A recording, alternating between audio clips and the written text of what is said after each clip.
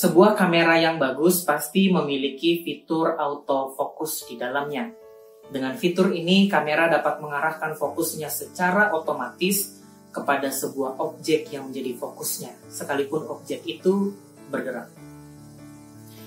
Dan biasanya ada efek bokeh yang dapat memblur atau membuat buram sekeliling daripada objek itu. Sehingga kalau kita melihat sebuah foto atau sebuah video, maka kita akan melihat objeknya dengan begitu jelas, tetapi sekeliling dari objek itu terlihat buram atau blur.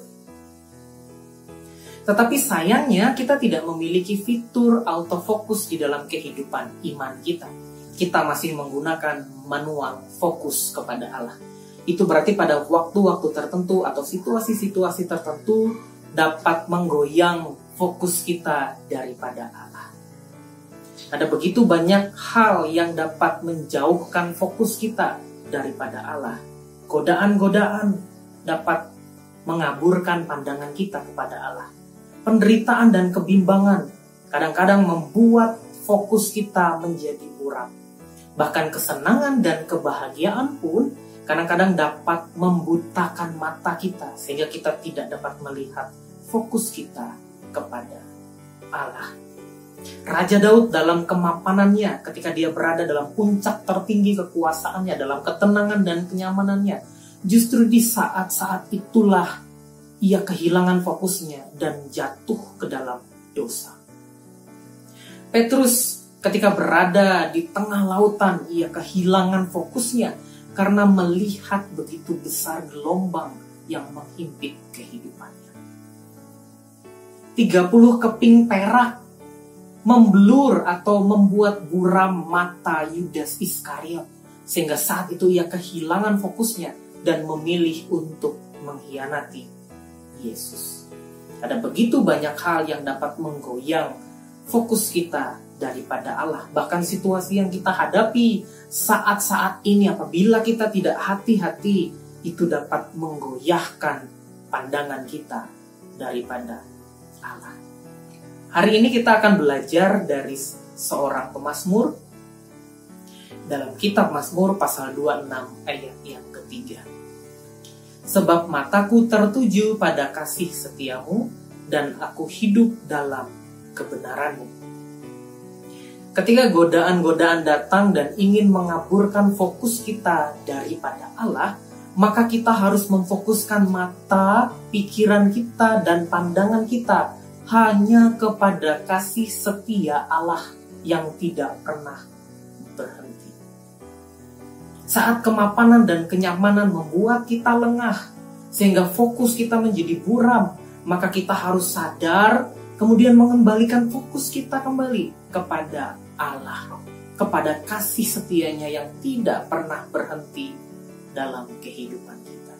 Saat penderitaan, kesakitan, kebimbangan, dan kekhawatiran menghimpit hati kita dan menghancurkan fokus kita, maka pada saat itu kita perlu menyadarkan diri kita untuk kembali mengarahkan fokus kita kepada Allah, kepada kasih setianya yang mengalir seperti sungai setiap saat membasahi hati kita. Nah, karena iman kita masih menggunakan manual fokus, maka setiap saat, setiap detik kita perlu waspada dan perlu hati-hati. Kita perlu berjaga-jaga supaya fokus kita tetap terjaga dan tetap tertuju kepada kasih setia Allah. Mari kita memburam atau membuat buram, memblur hal-hal yang tidak penting yang dapat menjadikan atau menjauhkan kita daripada Allah.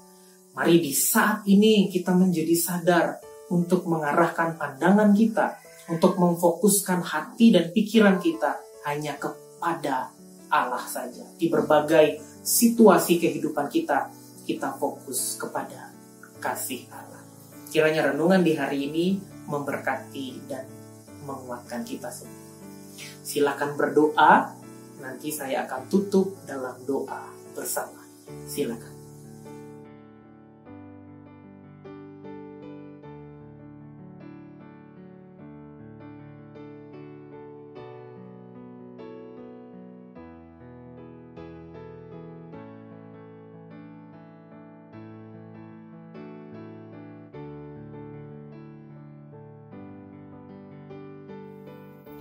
Mari kita berdoa.